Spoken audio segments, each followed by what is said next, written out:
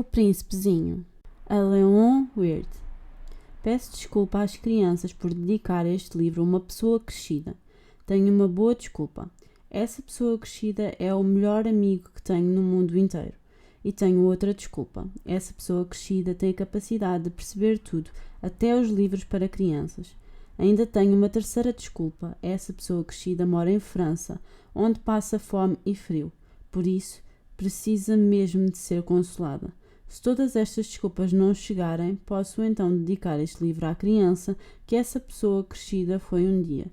Porque todas as pessoas crescidas já foram crianças, embora poucas se lembrem disso. Portanto, corrijo a minha dedicatória. A Leon Weird, quando ele era um rapazinho.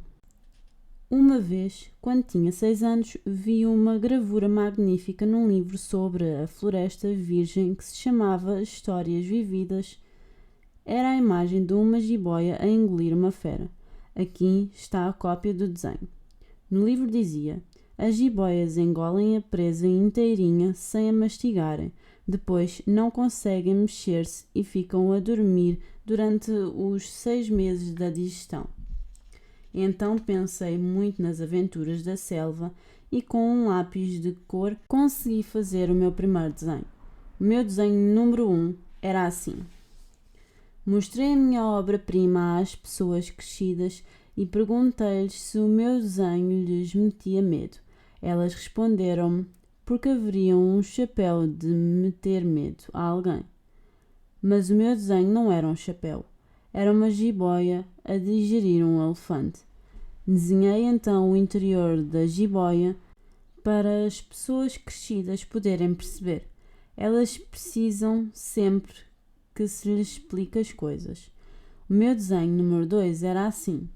As pessoas crescidas aconselharam-me a pôr de parte os desenhos de jiboias abertas ou fechadas e a dedicar-me antes à geografia, à história, à aritmética e à gramática.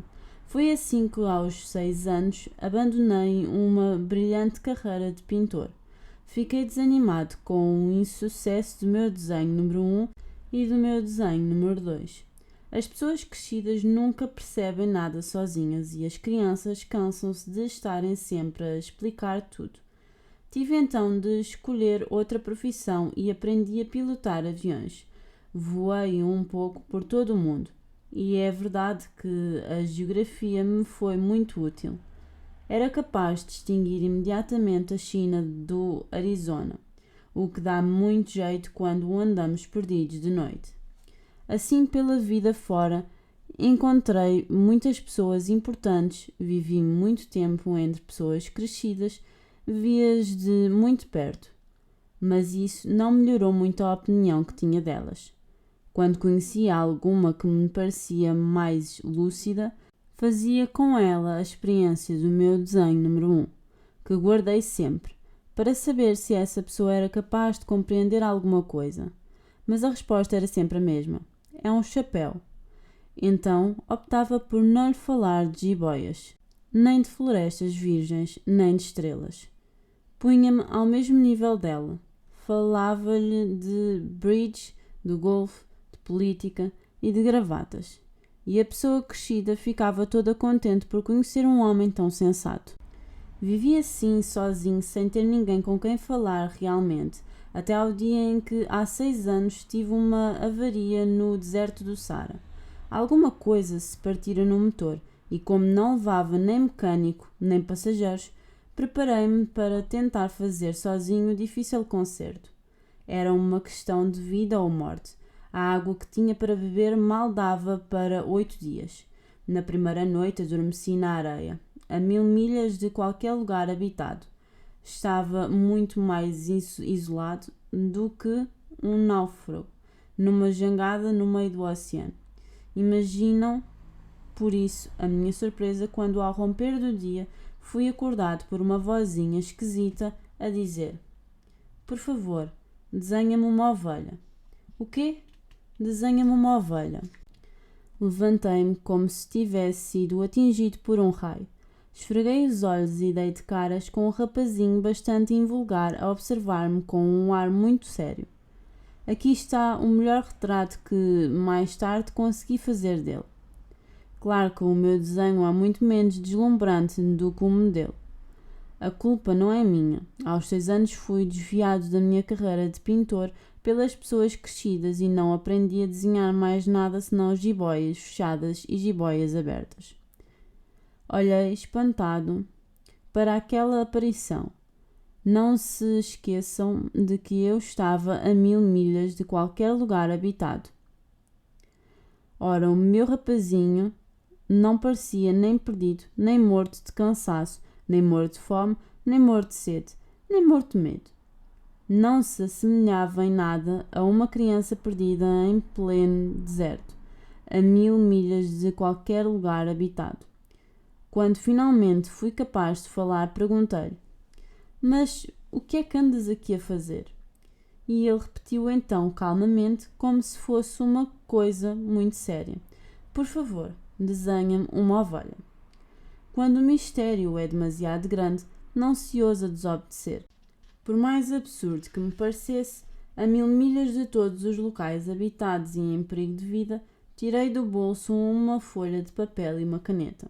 Mas ao lembrar-me que tinha estudado essencialmente geografia, história, aritmética e matemática, disse ao rapazinho num tom de voz mal-humorado que não sabia desenhar. Ao que ele me respondeu: "Não faz mal, desenha-me uma ovelha." Como eu nunca tinha desenhado uma ovelha, decidi fazer-lhe um dos 2 únicos desenhos de que era capaz, o da jiboia fechada, e fiquei admirado ao ouvi-lo dizer: Não quero um elefante dentro de uma jiboia. Uma jiboia é muito perigosa e um elefante é muito volumoso. O sítio onde moro é muito pequeno, preciso de uma ovelha. Desenha-me uma ovelha."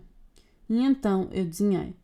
Ele olhou com atenção e depois disse: "Não, essa já está muito doente. Faz outra."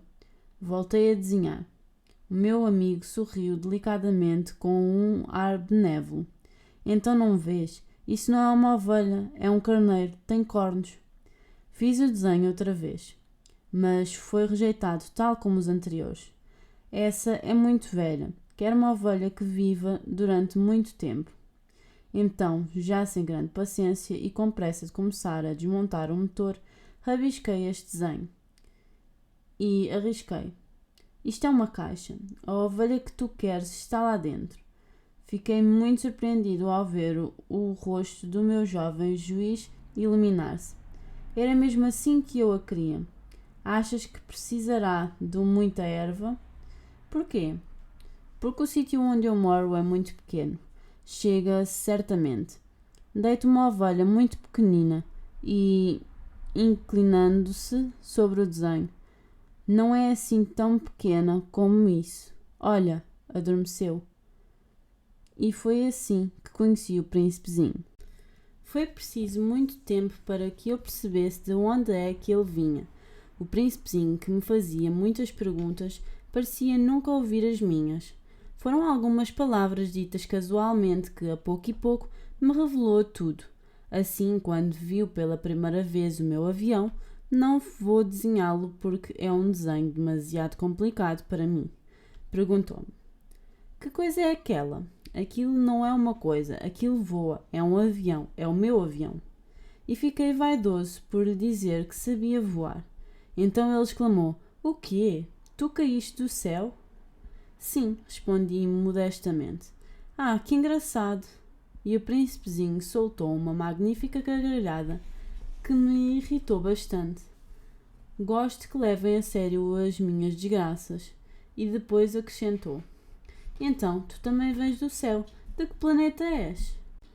Mal pressenti uma possibilidade de esclarecer o mistério da sua presença, perguntei-lhe imediatamente: "Vens, portanto, de outro planeta?" Mas não me respondeu. Abanava a cabeça devagar enquanto observava o meu avião. Realmente, em cima disso, não podes ter vindo de muito longe. E durante muito tempo ficou perdido nos seus pensamentos. Depois tirou a minha ovelha do bolso e contemplou o seu tesouro. Podem imaginar como esta meia confidência sobre os outros planetas me intrigara. Tentei por isso descobrir mais coisas. "De onde vens, meu rapazinho? Onde é a tua casa?" para onde queres levar a minha ovelha? Após um silêncio pensativo, respondeu-me: Felizmente, a caixa que me deste poderá servir de casa durante a noite. Claro que sim, e se te portares bem também te dou uma corda para prenderes durante o dia. E uma estaca.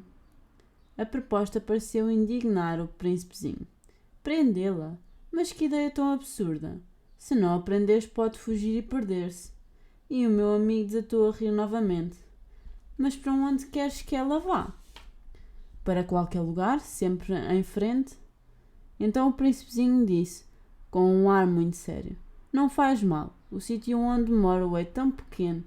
E, um pouco melancólico, acrescentou: Sempre em frente, não se pode ir muito longe.